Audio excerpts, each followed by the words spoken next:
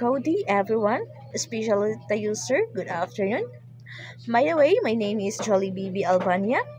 For today's video, I will introduce you the commandments of safety driving, self-traveler, and self-clearance. Let's proceed to self-driving.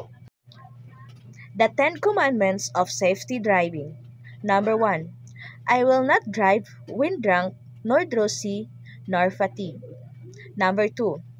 I will not pass without care in curbs, nor hills, nor the view is unseen by my eyes. Number 3.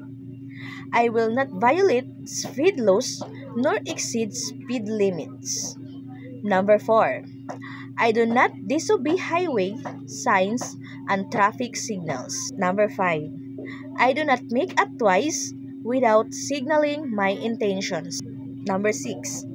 I do not accelerate my speed at school, playgrounds, hospital, and other dangerous zones.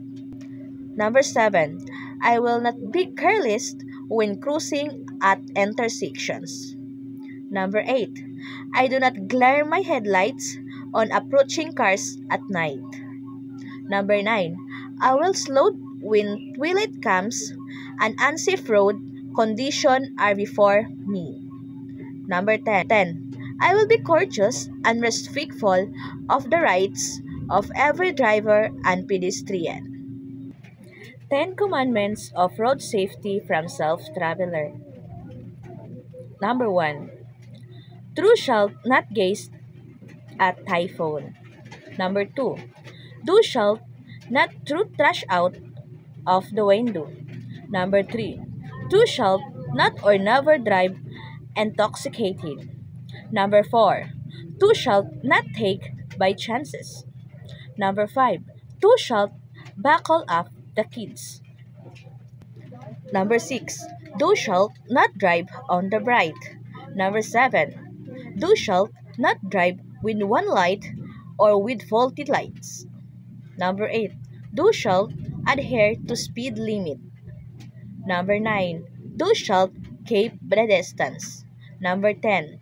Thou shalt practice patience. 10 Commandments of Traffic Self-Clearance. Number 1. Keep right. Number 2. Observe. Number 3. Prohibited parking. Number 4.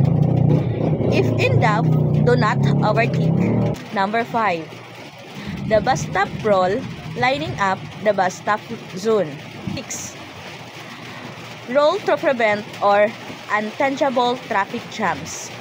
Number 7. Observe traffic management measure.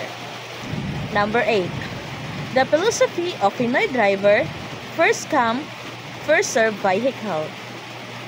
Number 9. On pedestrian. Number 10. Remember the international driving safety reminders.